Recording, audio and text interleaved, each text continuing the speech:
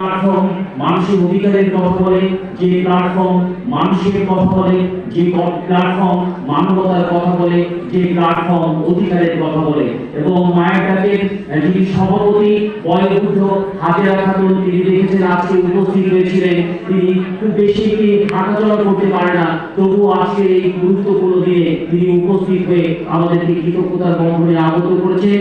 সবার প্রতি আবারও ধন্যবাদ, কৃতজ্ঞতা জানিয়ে আজকে শেষ পর্যন্ত মায়ের ডাকের সাথে পাশে যারা ছিলেন তাদের প্রতি কৃতজ্ঞতা জানিয়ে আজকে আমরা এইখানকার যে আলোচনা সভা শেষ হয়েছে, এখন ছবি প্রদর্শনী। আপনারা সবাই এই ছবিগুলো দেখবেন, এই ছবিগুলো ছবি তুলবেন এবং আপনারা ছড়িয়ে দেবেন কারা কারা গুণের শিকার হয়েছে, কারা কারা এই নির্যাতনের শিকার হয়েছে।